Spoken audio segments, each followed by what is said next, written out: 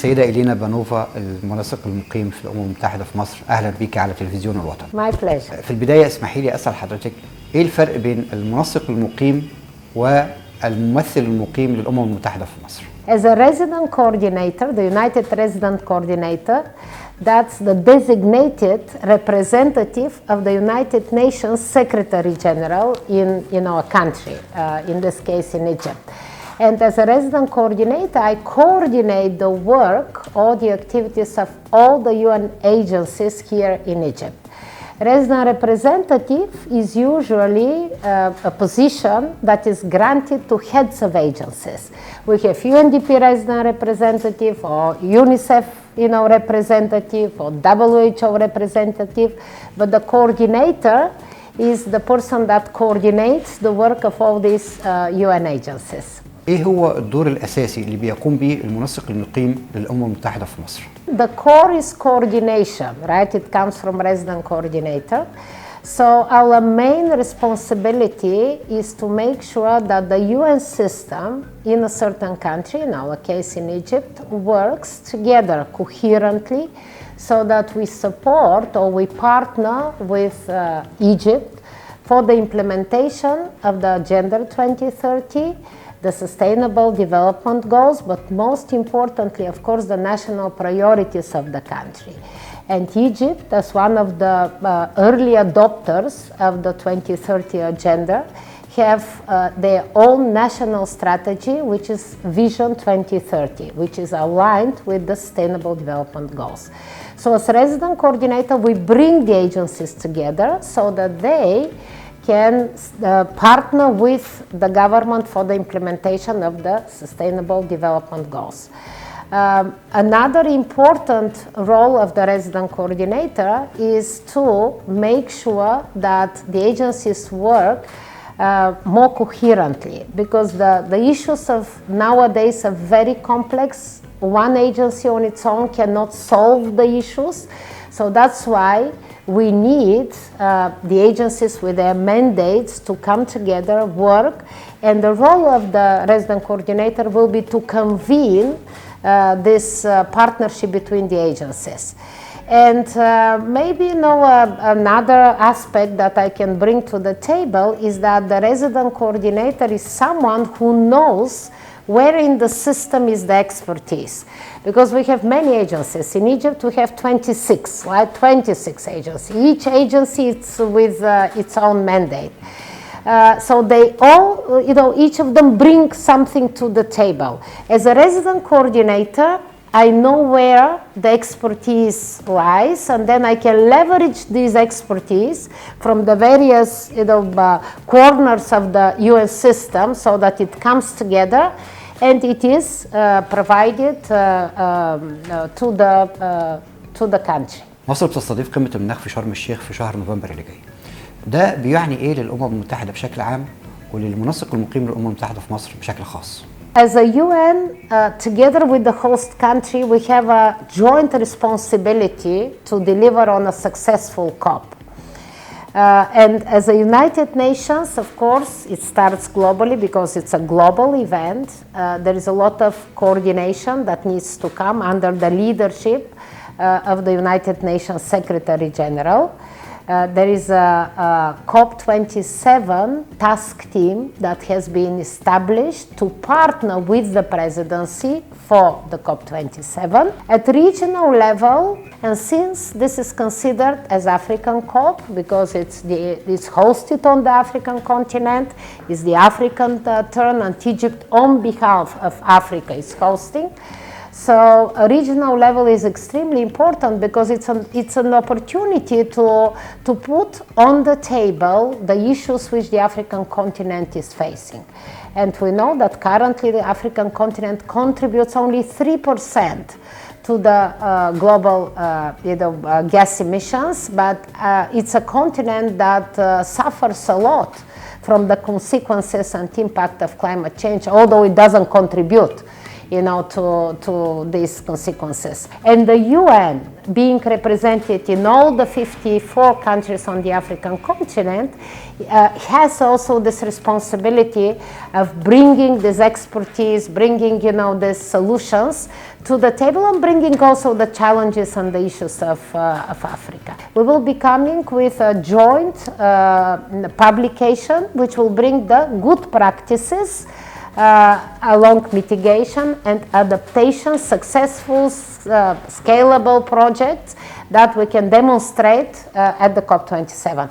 And last but not least, this is the national level. At national level, I mentioned already, we have 26 agencies. And we've established an interagency task team to also among ourselves coordinate the work.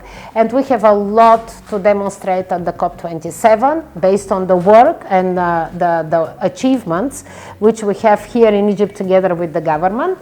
We are going to have a UN in Egypt pavilion where we are going to, at the COP, where we are going to demonstrate the work that we are doing in Egypt, the work that is relevant for the continent, but also some of the work that is relevant globally. إيه هي أبرز القضايا التي تتوقعها الأمم المتحدة أن تكون على أجندة قمة المناخ في شرم الشيخ؟ The agenda of the climate summit in Sharm el-Sheikh is actually defined by the previous COP, by the COP26 in Glasgow.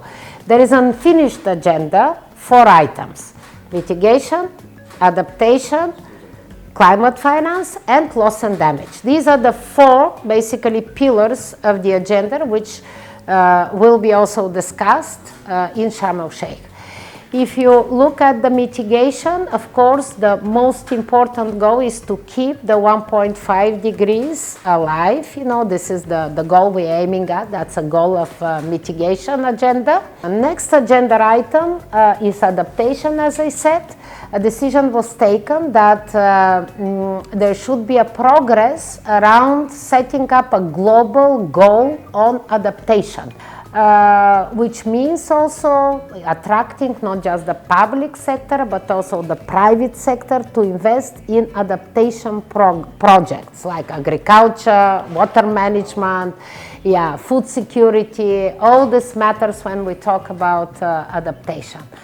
The third agenda item is climate finance. On the climate finance, clearly there is this huge promise of the developed countries. This is the 100 billion that they promised to put on the table specifically for climate finance. Regretfully, that promise, is not fulfilled.